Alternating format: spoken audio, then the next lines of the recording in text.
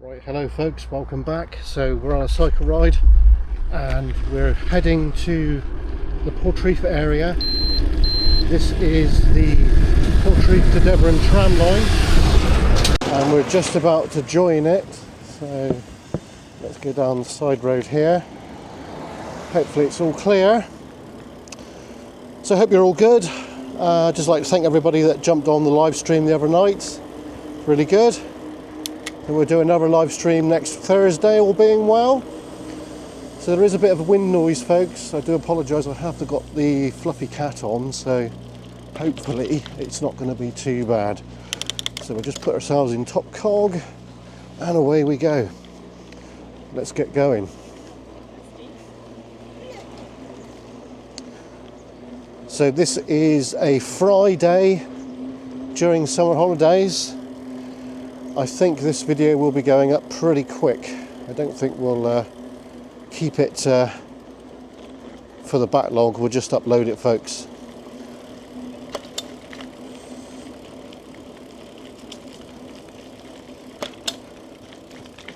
Right, so what we're going to do is we're going to cycle a bit. We'll do a bit of droning, cycle a bit, do a bit of droning, do a bit of talking. Hopefully you guys will enjoy this. I will explain about the history of this trackway once we get a bit further into the countryside.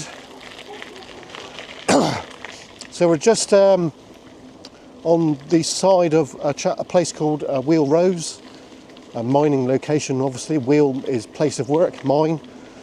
And there is an engine house just over to the right. I think that was the pumping engine house. So we'll just negotiate the gate here. Should be fairly okay. Yeah, look at that. So there is certain parts of this track which are quite bumpy, to say the least. And we've got somebody in front of us there, so it's quite hot today. Not sure what the temperature is. I think it's about 21, 22. Could be a bit more than that, folks. So, the tram line.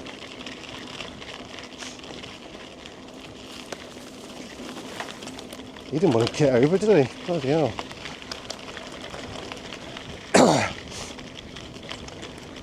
No, this trackway goes from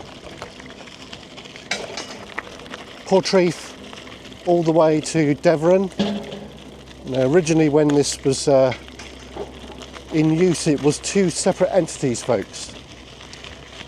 So it was the bit towards Devon is the Redruth and Chasewater Railway, which is completely separate to this one. This is a horse-drawn tram line, which utilised wrought iron tracks, I believe, and they were conveyed from the mines around this area, such as Croft Andy, all the way down to Portreath.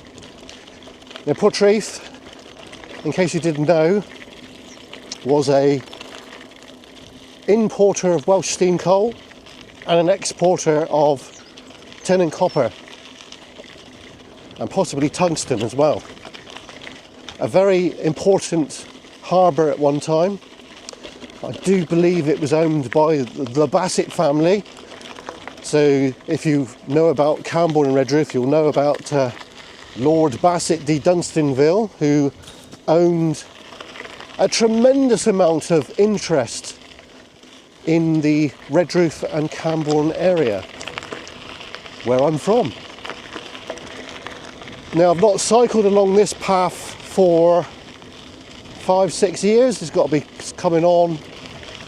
It might be a bit less than that, I'm not really sure, to be honest, but it's been a while, folks. Yeah. Now, the bike. Don't want to jinx it, but rather pleasant ride, yes. rather pleasant. So we're not really bombing along, folks. We're only doing about 15 miles an hour, if that, not even that really. This cycle computer that I've got, the last ride I did, which was over at Wheel Pever, it told me the elevation, how many calories, how many miles, and the temperature of the day, and all little things like that, which personally I think is rather nice, you know. So today, not sure how far we're going to get, but we're going to make our way. Oh, bloody wrong side of the road. Make our way to the other side there. Hopefully, anyway. Heading towards Portreath, folks. So, can we make it? Hope so. A little bit unfit, but we're going to try our best. I think we're going to have to do some tweaks on the bike. The handlebars are not in a perfect position for me, to be fair. So we're going to tweak those, I think, later on. Because I'm used to riding a motorbike, I was just looking for the mirror then. I was thinking, what? Hey, where's the mirror? Oh, it's a push bike.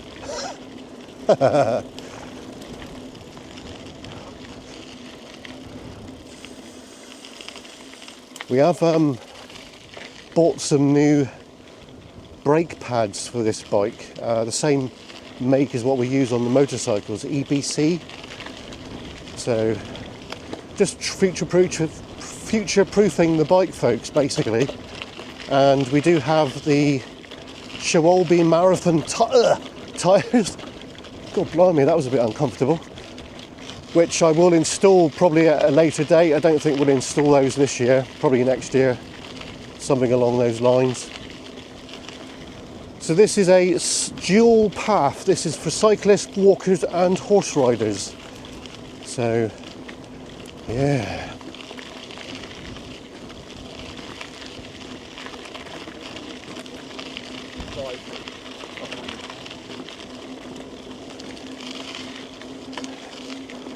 I'm going to try to film this in one shot if I can, the whole flipping thing, and maybe get the drone up on the way back.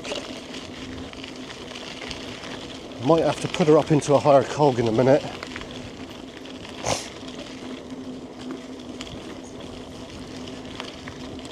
So we're near Mola, which is a small little hamlet just outside of Portreath. Right, we're going to let this guy go or no? Yeah. Thanks, mate.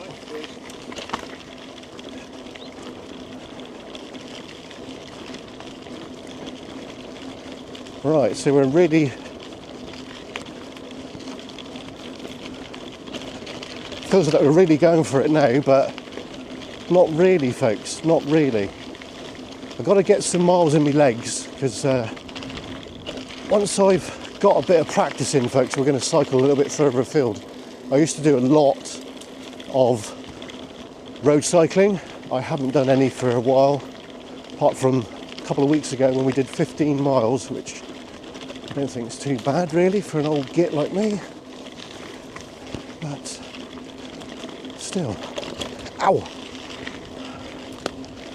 Right, we're approaching a stile, so we're going to have to slow it down a bit.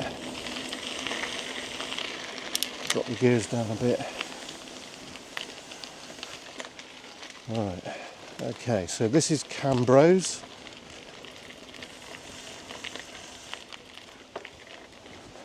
We're okay. Whoops. So that beep beep, that's the cycle GPS, folks.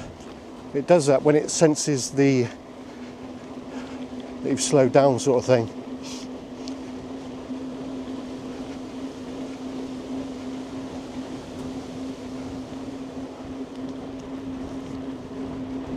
So we're approaching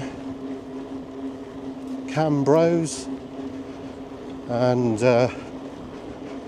once we get there we'll skirt along the side of the road and then back onto the tram line.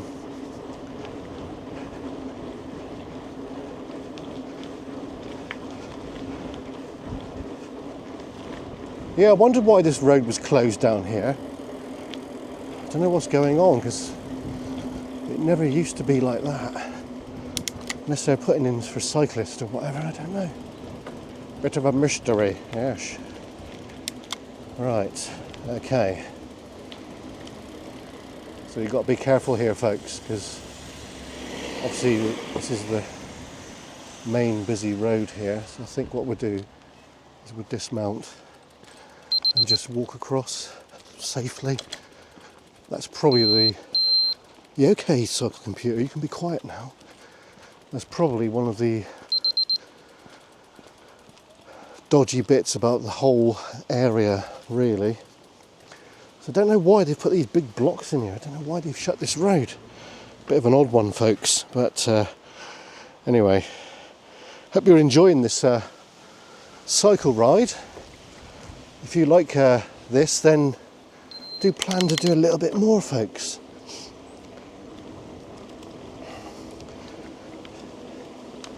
Alright, it's a nice new kind of Nissan hut down there. I'd love to have something like that. But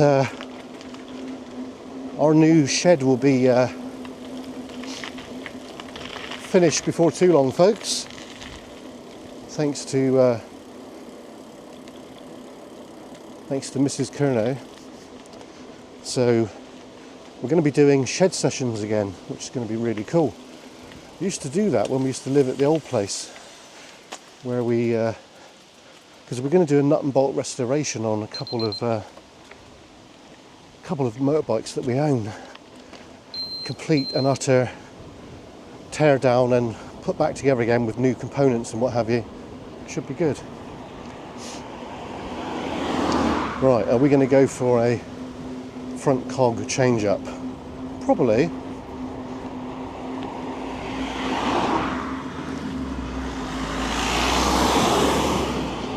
Alright, we're going to go for a gear change, folks. You ready?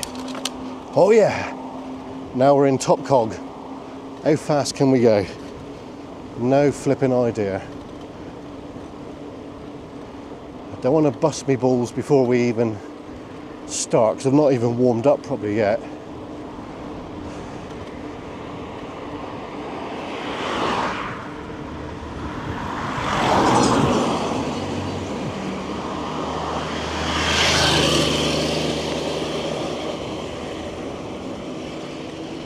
So we've never had her in top cog before. We're in top cog, folks, and we're doing 25 miles an hour. Bloody hell. Well, I think that's enough of that. I might poop me pants. Right, let's get back on the tram track. Here we are. Right. Well, that was all right. That was the first time we've had her in top cog, and really good.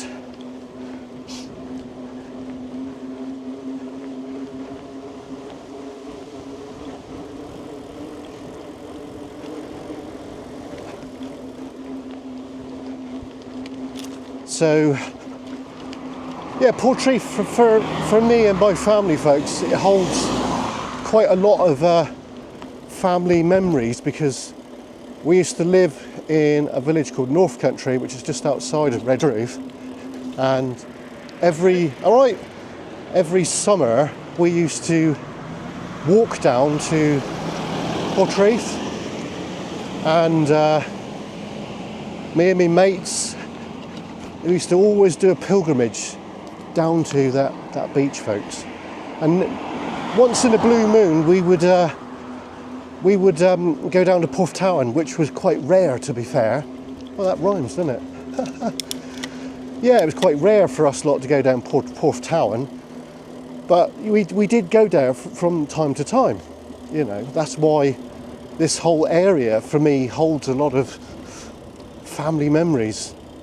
And because of the former RAF base, which is, well, it's not former, it's still active, folks. RAF Portreath, Nanskuk. This is why we've got a fascination with that as well, because it's always been on our doorstep, if you want to say that. We've never really gained access, only when I was in the Air Cadets. I was in the Air Cadets, and we used to go up there and have a look around and what have you, with official capacity, like, you know, which is quite good. It's quite an important airfield during the war. Right, okay. Doggos.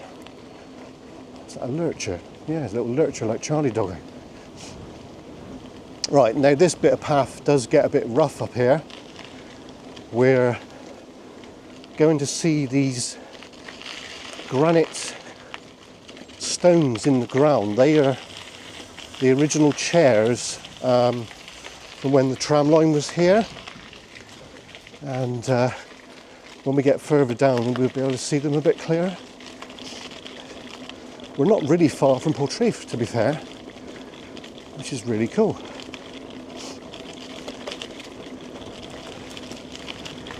Right, hopefully you guys can hear me nice and clearly. So it is the height of summer right now, and I was expecting this path to be really busy, but it's not, is it? Yeah. Right, here we go. Here's these granite sets. That's where the railway track was on, and there was I think it was a set of points here. Probably would have been a head shunt or a siding of some description for holding wagons. Because obviously down at Portreath it would have been quite a busy port, so they would have had some wagons on standby there. Now we're just going past a World War II site, which was known as the WAF camp, folks. And after the war, lots of families would have been staying there. And a member of our crew had family there, which is really interesting. We've done videos on that, and I'm sure we'll probably end up doing some more regarding that at some point. Right. Okay.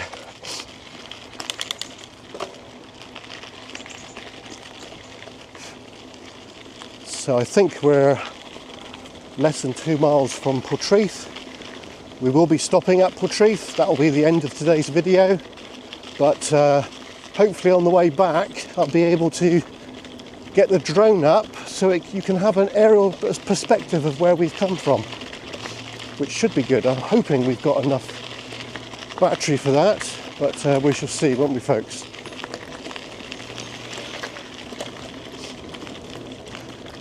So there is the odd cyclist along here, which is nice to see, but nowhere near as busy as what I was expecting, to be fair. But never mind.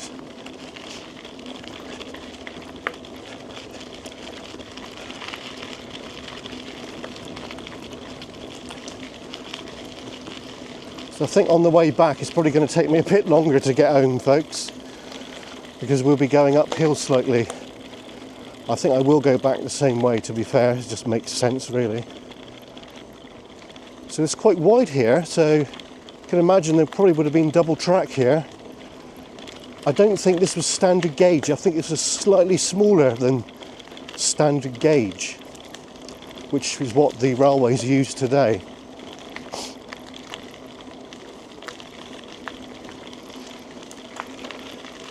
Because I do remember as a child, folk, there was a little hut somewhere down here where we used to shelter, and on the way back, if it rained, we would just go inside the hut for a little bit. That hut does not exist anymore, so I don't know, I can't really remember exactly where that was.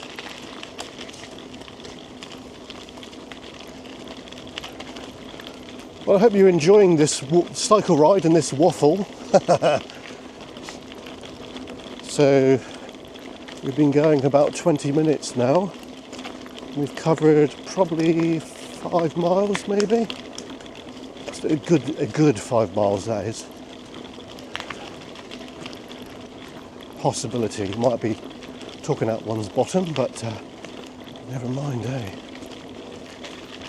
Right, I think we're going to have to slow down a bit here. So this is Bridge. Bridge is situated just outside of Portreath. And I think the reason why it's called Bridge, because there's a bridge there. A little bridge that goes over the stream. The Red River. Right. I think we're going to have to dismount in a minute because there is a gate down here, if I remember right. So this is a little bit of a private bit here, folks, and they do allow us to go across their land. Yeah. Oh! Right, there we go. Now we've got to dismount here a moment. That's the GPS speedo thingy bobby. Right. Right, okay. So now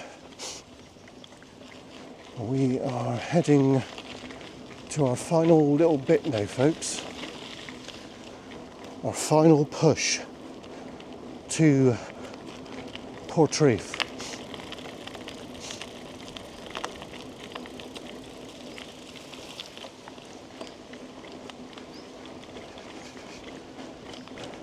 So we've not actually tested out our new lights yet.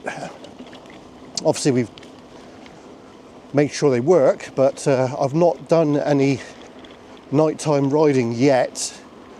I expect I will, folks, at some point. So we're quite close to RAF Portreath, which is an active site. It's radar, I believe. We won't be venturing anywhere near that, folks, unfortunately. I know you guys would love to, but we won't be. So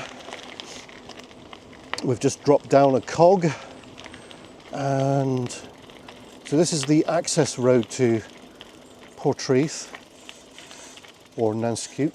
Used to be a village up there, folks, Nanskuk village. Many moons ago. It was destroyed during World War II. It was actually removed.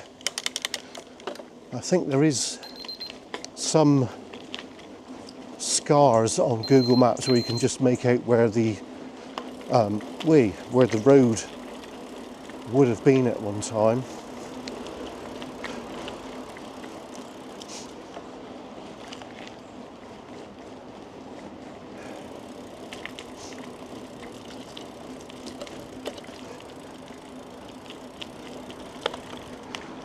Right, the satellite thingy bob just moved. I think we're going to get a proper clip for that.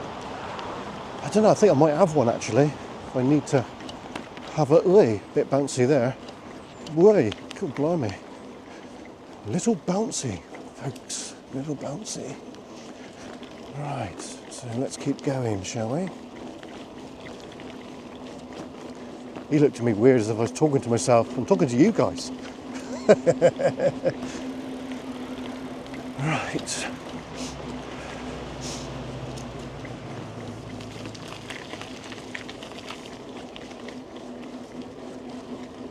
That was a doggo. Mind the doggo. Right, okay. We're all good. So what we're going to do is we're going to head down to the harbour. Oh, hey, God blimey, it's a bit bouncy here. And we will cease there, folks. Yeah, we're under a cloud right now. And... oh, blimey. God blimey, this is a bit uncomfortable here, folks. Oh, God. I wonder if the guys that done that deliberately so look, cyclists would get a bit of a bounce. It's not terribly good. Not good. Right, so we've got a person there, so we better announce ourselves in a minute. Right, okay.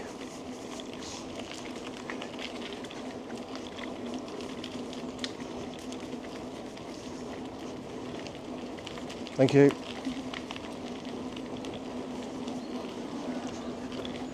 So this is the old treatment works just here, folks.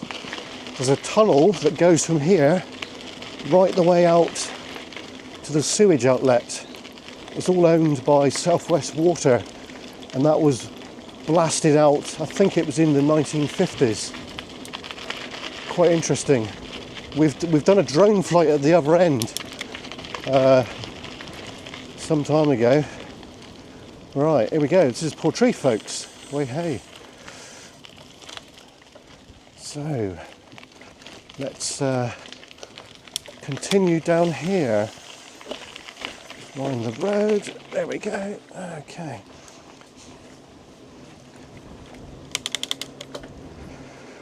So this does get quite busy, folks, as you can imagine.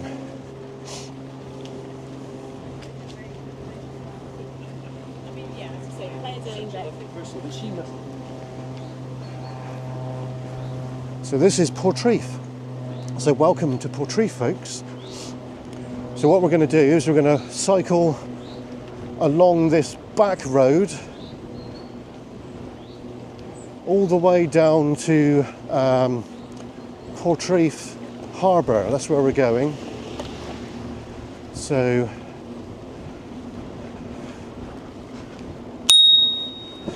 let's keep her going.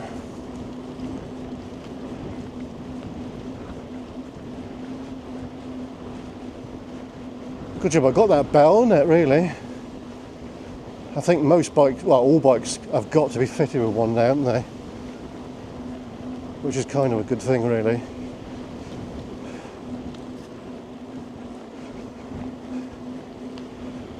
So here we are, folks. This is Portreath. That there playfield there was restored by a celebrity from America. Is it Ty Pennington, is it, or something like that?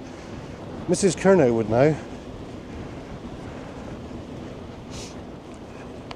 Right, so we are heading to the harbour, and that's where we'll cease today. Mind you, hopefully we'll get a drone video on the way back home. Hopefully. It's a little bit of breeze up, but it's not really that bad. Right, okay. Okay, there's the bus. Is it clear the other way? No flipping idea, but we'll just go for it, folks. There we go. And now we'll get down to the harbour. It smells a bit stinky, so the tide is probably out.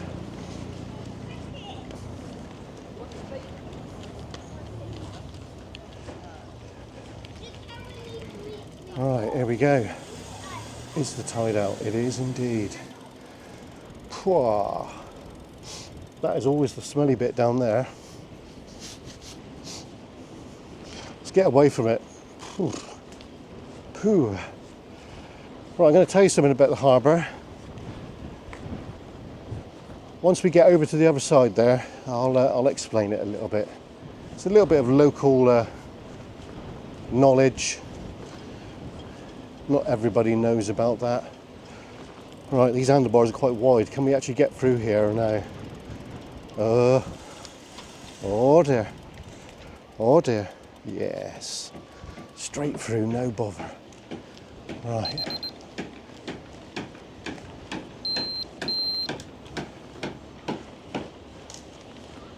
Okay, so what we're going to do now is we'll just go around the corner there.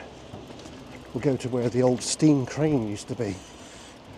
Yeah, right, a bit bouncy, folks. Ooh. Geez. But we're here, so it's all good. Right. Okay, starting to get robbed away there now a bit, isn't it? It's not terribly good. Right, so the tide is definitely coming in. You can definitely see that below there. Don't know if you guys can see that or no. I'll just slacken that off a bit. See the water coming in, folks. Yeah. So we have been out on the boat. When we first got the boat, we came down here with Mrs. Kernow, and I had heat stroke, folks, and I had to get David, our crew member, to come and rescue us. Just couldn't deal with it. That's when we had that little tiny little outboard engine, which was like a weed whacker. But anyway, this harbour, there would have been fairly big seagoing ships coming in here.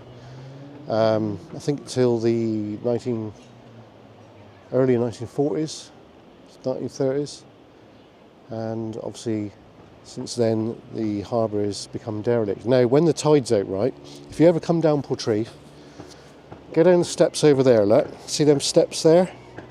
Get on the steps, get on the beach, or the sand, yeah? Dig down about 6 inches and you'll come to a black layer. That is all the coal dust that's blown in from the old coal yard that was here, folks. And if you've been into Cornwall a few times, you'll know down at Mosul, in the winter months, they put wooden barriers in here. Now that groove over there, that's where the wooden barrier would have been to stop the sea surge. Because in the winter, folks, it is really, really bad down here. I tell you, believe me, we know. It gets a hammering. Right now, it's placid, but the whole North Cornish coast in the winter, sometimes what they do is they close this bit here off to the public because it's that bad, folks, because of the sea and the elements. So we've done quite a bit of filming down here before, so we have come to the end of today's video here. So I'd just like to say thanks for watching. If you're new, please subscribe, and if you want to help the channel out, there is Buy Me a Coffee. So if you would like to buy me a coffee, the link is in the description. So we're right at the end here now. There was a storm a few years ago and this was all washed away quite dramatically, so it's been restored since then. So anyway, thanks for watching, and I'll see you next time. But here comes a drone video. Thanks for watching. Bye.